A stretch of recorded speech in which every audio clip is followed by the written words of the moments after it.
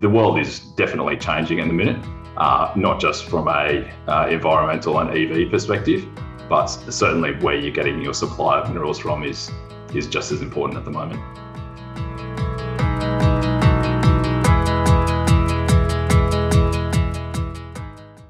Hello and welcome to another one-to-one mining investment APAC online content session. Today, we're doing a Q&A with Dan Porter, who is Portfolio Manager for the Resources Fund at Pure Asset Management.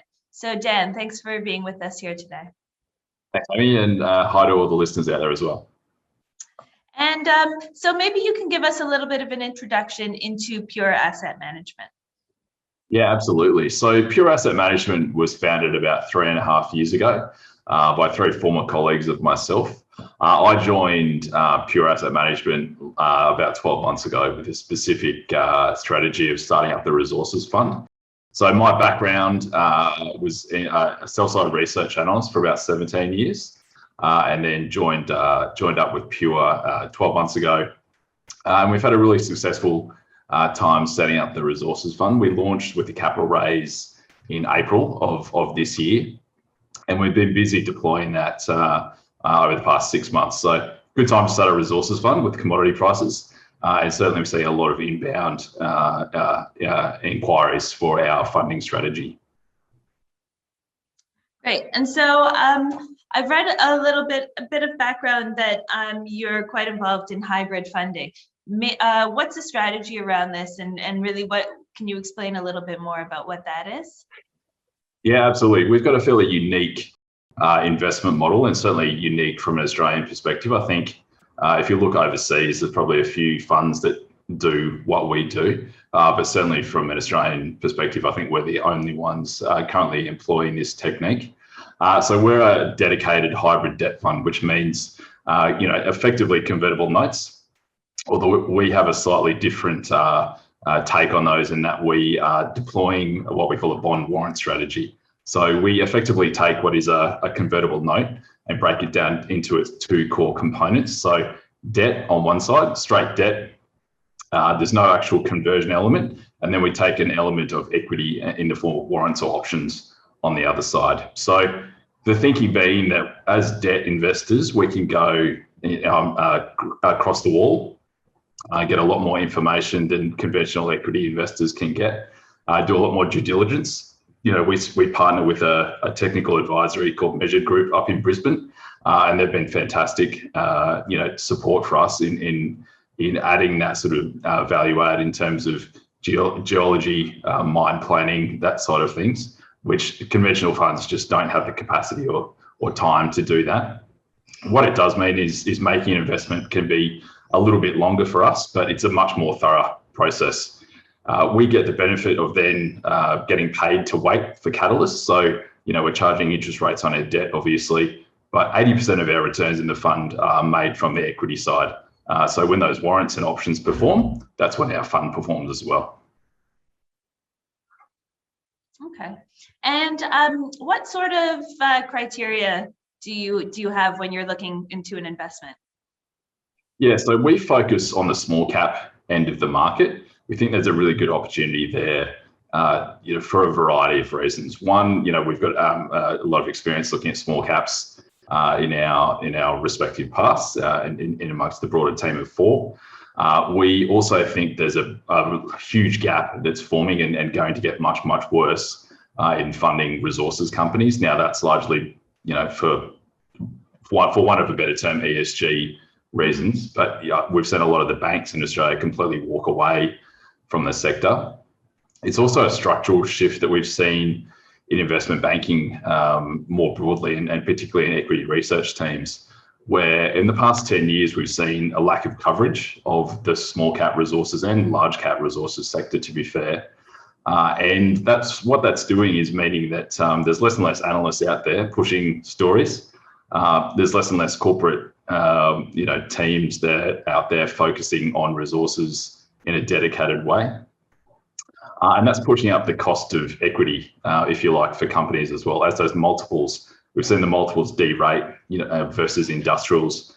The small cap resources trades at about half the multiple of the small cap industrials. And so that cost of equity funding despite the fact that there's a lot of equity placements that take place, is very, very high. So the benefit from our perspective and what the corporates really like that we deal with is the lack of dilution that we get versus an equity raise. Now, we're not saying that our offering is by any means sort of bank funding. It's not that cheap. But what we are offering is an alternative to an equity raise. And it's important for companies which might have founders with large equity stakes in those businesses where they're not being diluted at low share price levels. So what we do in our hybrid approach is we price the debt, we match that the warrant term to the term of the debt. But what we do is we price the warrants at a significant premium to the current share price. Now, the thinking being we can go behind the wall, do a lot of due diligence and work out the appropriate valuation for a company. And that's generally somewhere between a 50 and 120% premium to the current share price. And we're really funding catalysts and growth projects for a lot of these companies. And therefore, we're waiting for those catalysts to hit. The benefit for our fund is our downside is protected because we're still getting a coupon on the debt, but we participate in the equity upside, which often that debt piece can unleash. Okay, interesting. And so I wanted to shift gears a little bit and look at the industry as a whole.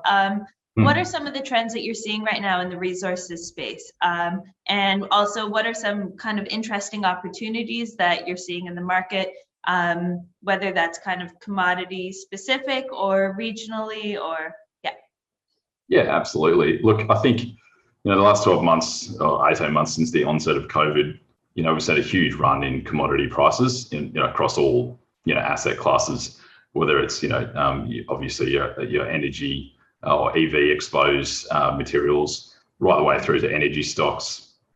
We're seeing more recently, big upticks in pricing there as well. And it's for a variety of reasons. Obviously, there's a big global supply chain upheaval at the moment.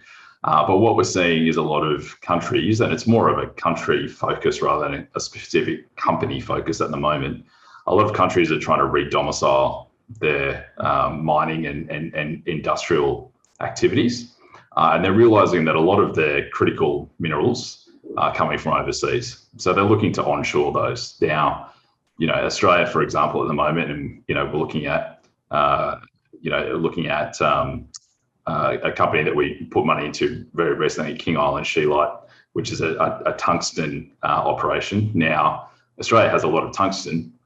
It's one of the biggest deposits in the world is found in Australia, but we don't really produce much at the moment. It's generally a byproduct.